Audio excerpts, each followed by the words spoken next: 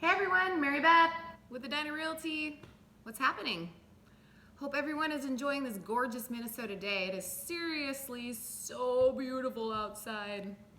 That being said, I also do some writing for a couple of outdoor organizations geared towards getting their children outside and hiking and camping and all that awesome stuff at young ages. I actually just had an article published in Minnesota Parent Magazine in the June Get Outdoors issue. So take a look. Little fun fact about me.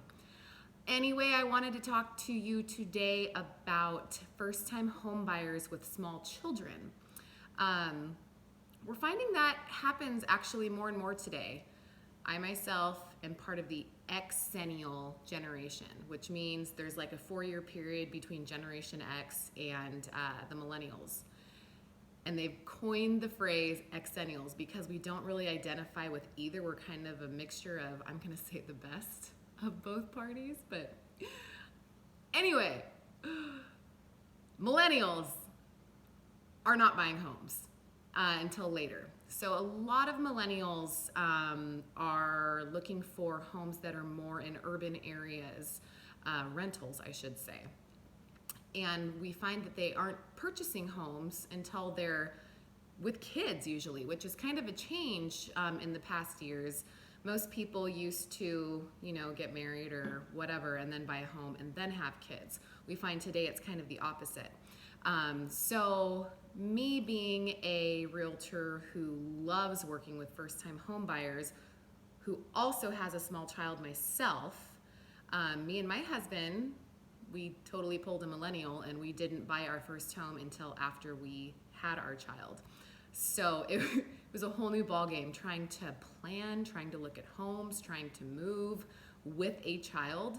Packing was not fun. But anyhow, I'm here to help you make a decision based on preferences that you might not have thought about. It'll kind of help you narrow down your search when that time comes. So you're not scrambling at the last minute, hey, let's buy a house, let's go look at everything we can find.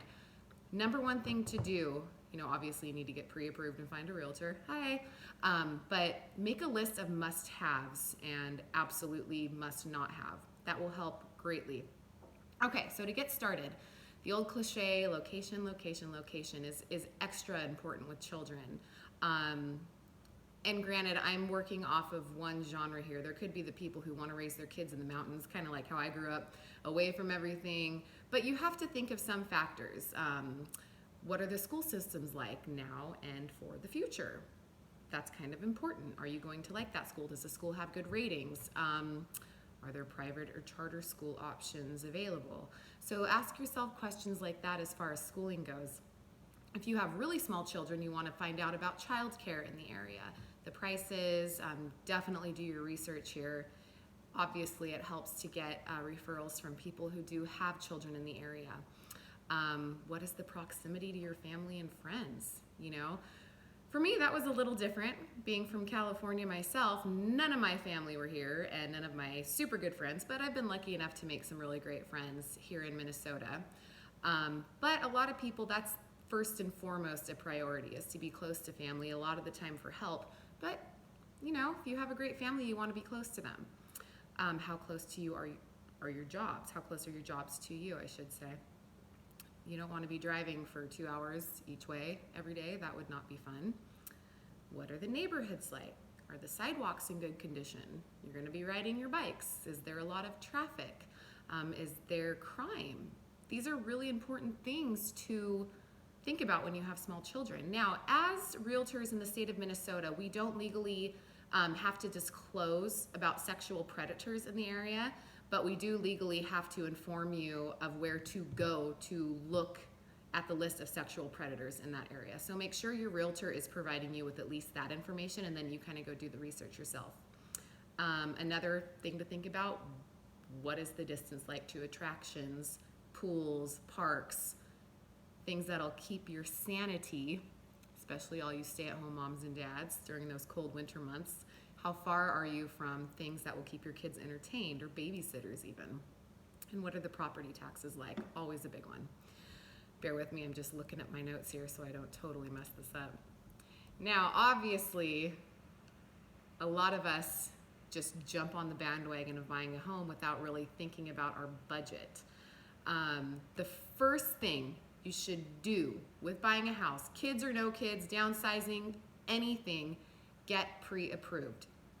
Get pre-approved, find a realtor. You can do those kind of, you can do one before the other, but those are the first two things you need to do. But that pre-approval is huge. Most realtors will not take you to look at homes until you have that pre-approval. So contact a mortgage lender and get that done, and then you can start looking at homes immediately. That kind of saves a lot of time and hassle and surprises along the way. You might, think you're super big math geniuses and do the math yourself and think you can afford a $500,000 home when really you can afford a $200,000 home. Like I mentioned earlier, non-negotiable items, features of the home. So a lot of people might think if they have 3 kids, they need at least 3 bathrooms. That's not always the case. Or you might think that, oh no, we're good with one. We tend, to get along okay. And then you move into a home, there's 1 bathroom, and you all want to kill each other, because we all know how people can get with trying to fight for the shower and the toilet, especially with young kids. So think about features that you really want, bathroom details. With kids, it's usually, especially young kids, it's usually crucial to have a bathtub. Not just a shower, but a bathtub. A safe place to play, a fenced yard, usually away from water.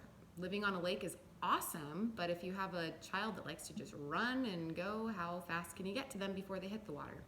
Child safety locks. Is the home going to be child friendly?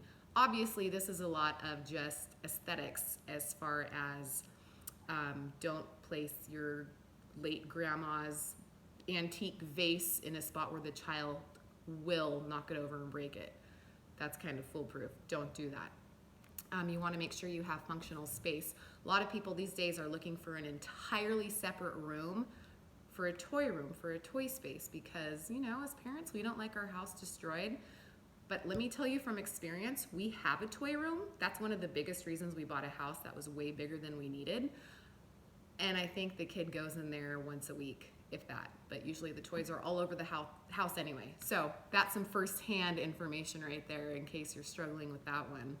You want to make sure you have plenty of pantry space, depending on the age of your children and how many you have. But yeah, as far as the aesthetics go, you can always upgrade. You can always paint. You can always make the home your own. So if you walk into a house and it might not be the color that you want per se, I wouldn't judge a home based on that, because chances are your kids are just going to destroy the walls anyway, and you'll have to paint over it as it is. You want to think about accessibility.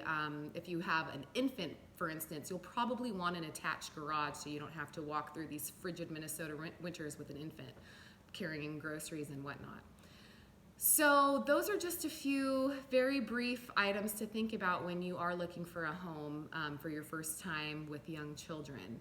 Children bring a whole new perspective to the home buying process, as they do to our lives. And it's wonderful and beautiful, and they can drive you completely insane.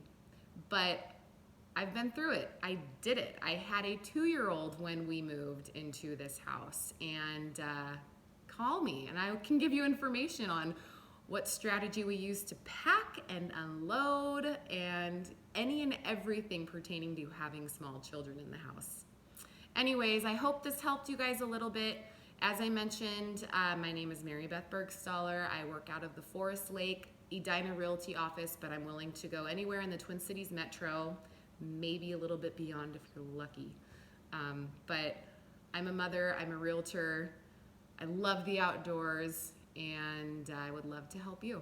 So give me a call, 909-273-4768, or you could visit my website, marybethbergstaller.edinarealty.com, and we can talk about what I can do for you. Thank you so much. Enjoy this gorgeous day. Bye.